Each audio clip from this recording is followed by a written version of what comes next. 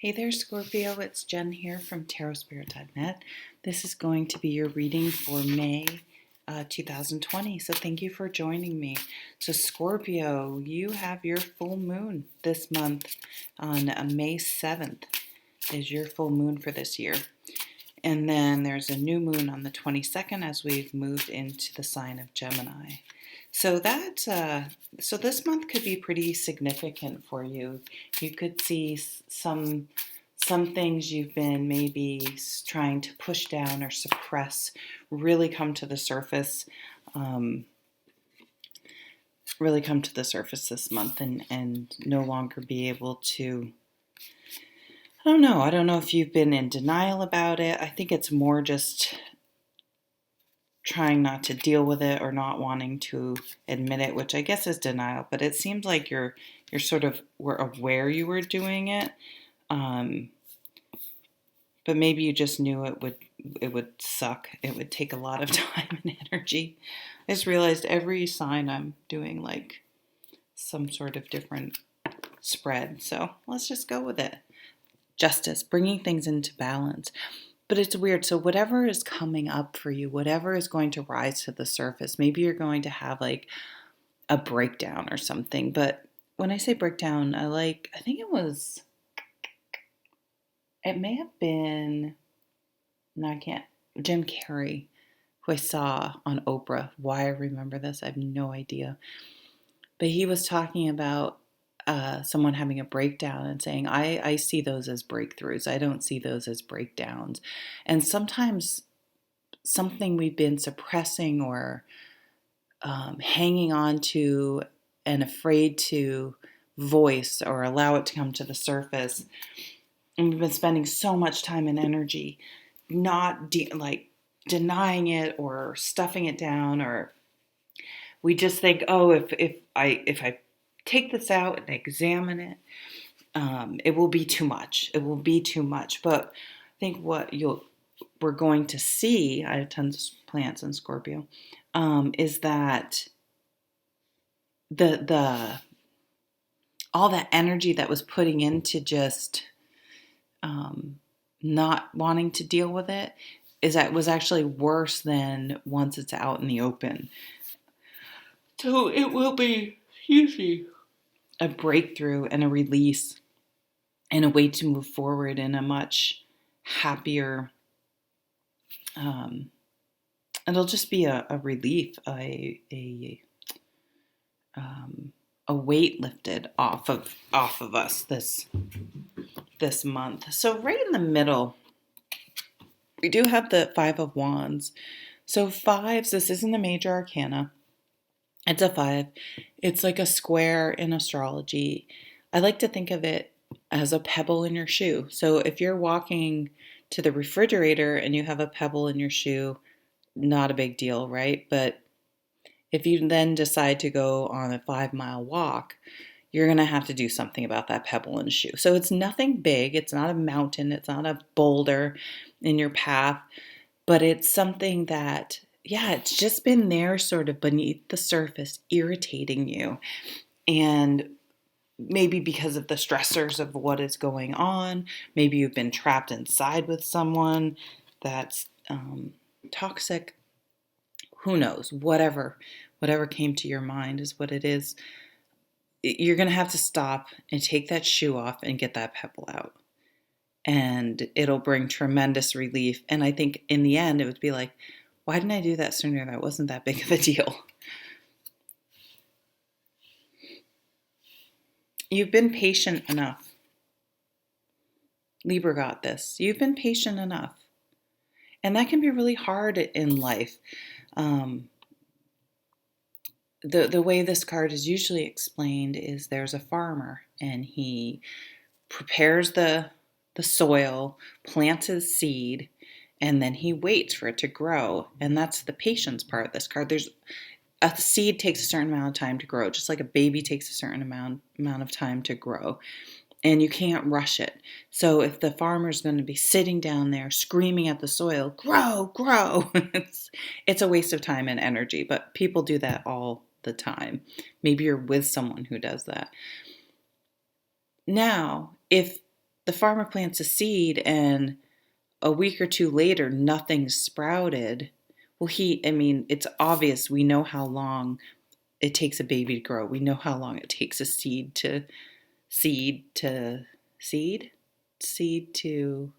sprout, germinate, sprout. But most things in life aren't that black and white. And it's like, did we give this relationship enough time? Did I give that enough time? And I'm far from any wise person, but usually we give things too much time. So if you're thinking, have I given it long enough? I'm pretty confident probably the answer is yes. So having that information, because things are off balance with you, and in order to bring things back into balance, there's some action that needs to be taken by you. You got some beautiful cards. So speaking of pregnancy, if you do not want to be pregnant, be careful, because it's very highly, and with the death card here, because you think about Scorpios, this is your card, and the 8th house is what? Sex, death, and rebirth. So rebirth, birth, and the death card. Definite, and we have the Hierophant down here. We have the line of majors, and then the Justice card. I don't even know why I just wanted to say this, but I'm just gonna say it. I think it's gonna be controversial, but it came into my mind. Take it for what it was. Having a baby isn't going to fix it, is what just shouted in my head. Like, if you have a bad relationship, having another baby is not going to make things better. And I'll just leave it at that. Now we have some other beautiful cards here, so I'm almost not sure. We have a lot of fire energy. So being motivated, passionate, inspired, enthusiastic. You're fired up to go here. You're fired up to make some changes, I think. I think this earth energy, right? The Taurus maybe, you're fixed. So you guys Scorpio is pretty comfortable in Taurus that way. But you are doing this, zooming out, taking a step back, gaining perspective, looking at things on a much broader scale. Like, where am I? How did I get here? But so sometimes when you're in it, if you're in it, like something stressful, it's very difficult to see, it can feel like things are always going to be that way. You know what I mean? And it can be very difficult to get that, why can't I talk? That perspective that, okay, things weren't always this way and things won't always be this way. And I try to look at it also like how long things took. Like a year can seem long, but it can also seem short. You can say, okay, well, high school was 4 years. Look at how much happened during high school. Look at all the things I did. So that's like a very concrete way to look at time. And I'm not sure what my point is, other than trying to be able to put things in perspective so if you have to deal with something like for a year, okay, what does that mean? Okay, that's a year of school, or that's you know what I'm saying? To try to like, okay, I can do that. The other thing that's coming up is time's going to pass. So this comes up about going to school a lot for people, like putting off going to school. And it's like 3 years is going to pass before you. So, oh my God, starting a new career, starting something over, getting a degree, getting training. It can seem so overwhelming, but that year or two is going to pass regardless. And it's either going to pass with you having done nothing if you don't start whatever it is you want to do, or it could pass and 2 years down the road, you're going to be like, oh my God, I'm so happy I did that 2 years down and I did it, instead of it always looming in front of you. I'm not sure if that makes any sense. So King of Swords, let's talk about him. with the Justice card. This is cutting away the emotion. And I know you're a deep water sign, right? You guys get, I almost said wallow in it, but that's not it. You don't wallow in anything. You get into it. If we're going to talk about death, okay, let's get into it. Let's really go deep, right? And which is amazing. You guys can you're such deep thinkers, and so much creativity comes from that ability to really not live a surface life, but there's a lot. You guys are the iceberg, right? There's so much going on beneath the surface, which is good, but can also be bad because it can infuse too. Emotions can make things confusing, right? Like in a court of law, and you do have justice, and now this King of Swords, they just want the facts. They don't need the whole backstory. I'm going to tell you the story. I was listening to one of my favorite podcasts, Armchair Expert with Dax Shepard, and they did this limited run, Monica and Jeff's Love Boys. So in the last episode, whatever, you'll just have to go check it out if you're interested. It was they don't have boyfriends, neither of them, and they wanted to, and they have Esther Perel come on, Dan Savage come on, the Dr. Drew, like all these people come on, the matchmaker lady, I can't remember her name. All these people come on and talk to them and give them advice. And the last show they had Dax and his wife Kristen Bell on, and they have a really interesting relationship, and they're very vocal about their relationship, which I really like and find refreshing. And they were telling a story about how, first of all, just right out of the gate, they have completely different love language. Kristen loves acts of service, and Dax thinks being self-sufficient is the most important way to show love, and that being a burden on someone is not good. So whereas Kristen wants to do, I don't know, it's just very interesting. So they already have this innate incompatibility. And she tells this story how one of their apartment buildings or something, the lock was broken somehow, was cut or something. So they were overlooking at it, and Kristen looks at Dax and was like, how do you think this happened? And Dax immediately heard, she doesn't think I'm doing a good job protecting the family and protecting our property and whatever. He had this whole backstory, right? And so he got a little upset, but they talk through it because both of them are on board and working this out. And of course, it takes two people to be on board, which is always sort of the problem with relationships. Either neither person's on board or only one is. But so he took it as like a an attack on his, I don't know, manliness or protective. He values being a protector. I shouldn't say manliness, but you know what I'm saying.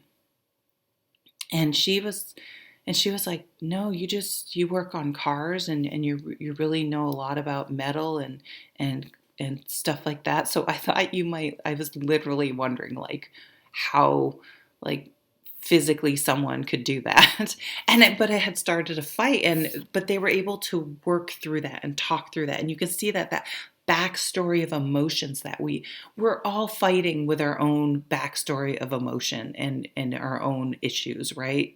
It's amazing. So the King of Swords can come along and cut away, no. Yes, okay, let's just get rid of 90% of what you just were thinking and interjected and forced onto this other person as what they meant as a part of this conversation. Let's get rid of all of that because it's all your own shit and has nothing to do with what's going on right this second, right? So this air energy is going to be, and we do have the Gemini new moon, so this air energy is going to be really important for you this month, especially with that huge influence of that Scorpio new moon, to be able to see things clearly. And I really see you doing that. I really seeing the cloud lifting.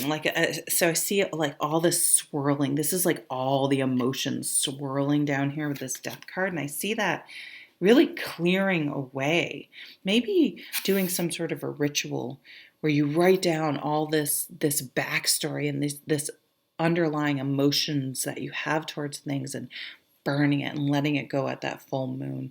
This is an entrepreneurial spirit. This is new job, new work, but innovation, um, uh, energy, new energy, inspiration, enthusiasm, something you're passionate about. Like you're really ready. I see you guys really, you may be starting on again, going back to school, a new career, a new job. Like I see a new beginning for you.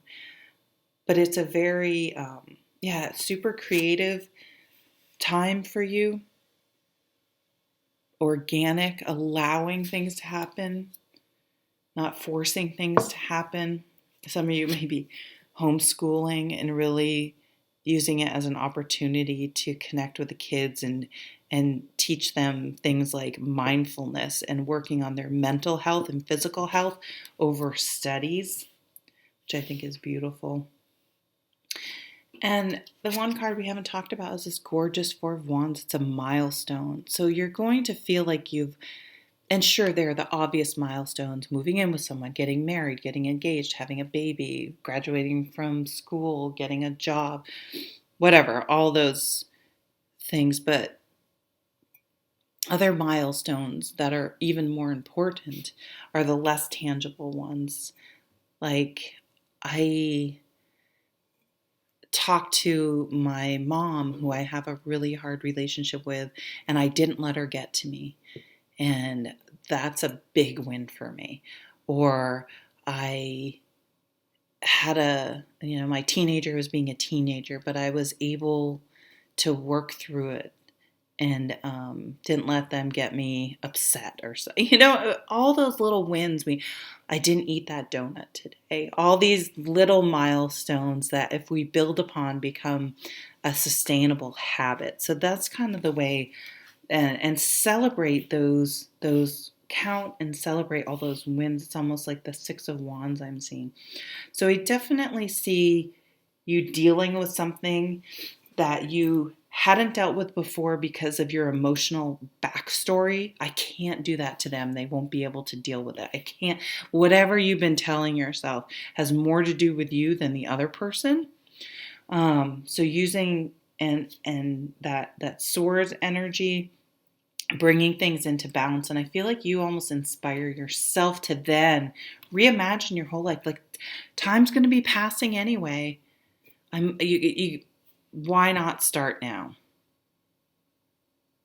Why not start now? Some of you may be later in life and thinking of having a baby. What are you waiting? There's a little bit of, what are you waiting for? Stop and take the pebble out of your shoe and get on with it. Says the fire sign. I like it. I like it, Scorpio. Be well, and hopefully I'll see you at another reading. Take care.